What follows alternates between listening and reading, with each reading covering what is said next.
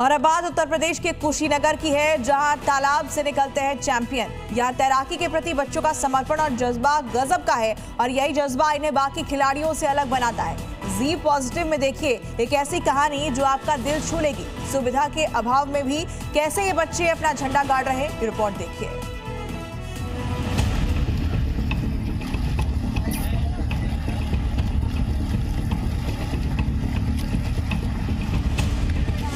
मुझे अब ओलंपिक में जाने का सपना है।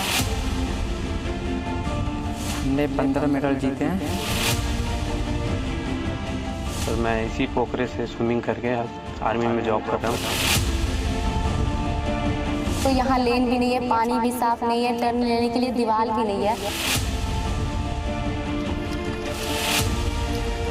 गंदे पानी का ये तालाब कामयाबी की नई इबारत लिख रहा है। इस तालाब में तैराकी कर ये युवा बुलंदियों को छू रहे हैं। सफलता की ऐसी कहानी लिख रहे हैं जो दूसरों के लिए मिसाल है। ये बच्चे कोई आम तैराक नहीं है। इनकी उपलब्धियां सुनकर आप भी एक बार सोच में पड़ जाएंगे। इनके गले में टंगे मेडल, हाथ में ट्रॉफी, पानी में इनकी कुशलता, इनकी निपुणता, इनके संतुलन की गवाही दे रखी है। सुविधाओं के अभाव में इन्होंने वो कर दिखाया जो किसी के लिए आसान नहीं है। ना ही कोई आधुनिक स्टेडियम, ना ही कोई डाइट प्लान और ना ही कोई इंटरनेशनल कोच, लेकिन अपने हौसलों के दम पर इन्होंने देश भर में कामयाबी के झंडे गाड़े हैं। संसाधनों की कमी और बिना सरकारी मदद के तैराकी सीख रहे ये बच्चे स्टेट लेवल से लेकर नेशनल लेवल तक अपनी प्रतिभा का लोहा मनवा चुके हैं। इस तालाब में तैराकी कर ना जाने कितने पदक और ट्रॉफी इन बच्चों ने जीती है। रेलवे, सेना, एसएसबी जैसी सरकारी नौकरियां इसी तालाब की बदौलत हासिल की है। गांव के करीबन 80 बच्चे इस तालाब में तैराकी कर नौकरियां हासिल कर चुके हैं, लेकिन इनका कहना है कि थोड़ी सुविधा और मिलती तो नतीजे कुछ और होते। हमने 15 मेडल जीते हैं।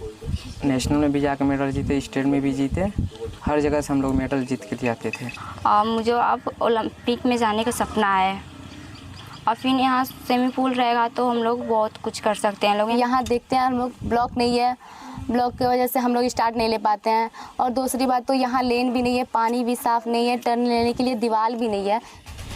ये तैराकी के प्रति बच्चों का समर्पण और जज्बा ही है जो इन्हें बाकी खिलाड़ियों से अलग बनाता है। ये इस गांव में 1-2 साल से नहीं चल रहा, बल्कि पिछले 45 सालों से निःशुल्क कोचिंग चली आ रही है। नई पीढ़ी के बच्चे तालाब में कूदते हैं, तैराकी सीखते हैं और फिर माँ बाप और गाँव का नाम रोशन करते हैं। जो बच्चे यहाँ से तैराकी कर कुछ बन चुके हैं, वही छुट्टियों में जब गाँव आते हैं तो इनके कोच बन जाते हैं। यानी इनका कोई परमानेंट कोच नहीं है। जो यहाँ से कुछ सीख कर बन गया, वो ही नई पीढ़ी को पानी में तैरने की कला सिखाता है। मैं NIS कोच हूँ। मैं यहाँ पे भी कोचिंग करता हूँ, बच्चों को ट्रेनिंग देता हूँ। बच्चों को ट्रेनिंग करके यहाँ से जो भी कंपटीशन होता है वहाँ पे ले जाया जाता है। मैं खुद लेकर जाता हूँ बच्चों को। और सर जो भी कंपटीशन होते हैं वहाँ पे सर हमारा स्टार्टिंग ब्लॉक, टर्निंग पॉइंट ये सब थोड़ी सी वीक है, क्योंकि सर यहाँ पे आप देख रहे हैं पोखरा है, तो पोखरे में पॉसिबल नहीं हो पाता है, क्योंकि टर्निंग पॉइंट के लिए एक वॉल चाहिए जो हमारे पास नहीं है। सर मैं इसी पोखरे से स्विमिंग करके आर्मी में जॉब कर रहा हूँ और मेरे जैसे ही मेरे बड़े छोटे भाई लोग वो भी हैं आर्मी में, एयरफोर्स में, नेवी में, BSF, CSF, RPF में, रेलवे में हैं, जॉब कर रहे हैं। 70 से 80 लोग कम से कम जॉब कर रहे होंगे। और यहाँ पे सर स्विमिंग पूल नहीं, इसलिए थोड़ा दिक्कत होता है ट्रेनिंग में, बच्चे अच्छे स्विमिंग नहीं कर पाते हैं। ये बच्चे हिंदुस्तान की वो प्रतिभा है जो अपने दम पर तैराकी में वैश्विक स्तर पर भारत का नाम रोशन कर सकते हैं। तैराकी के प्रति इनका जज्बा और जुनून अद्भुत है। बस कुछ कमी है तो वो सुविधा की है। अगर वो भी मिल जाए तो बात बन जाए। प्रमोद कुमार, जी मीडिया, कुशीनगर।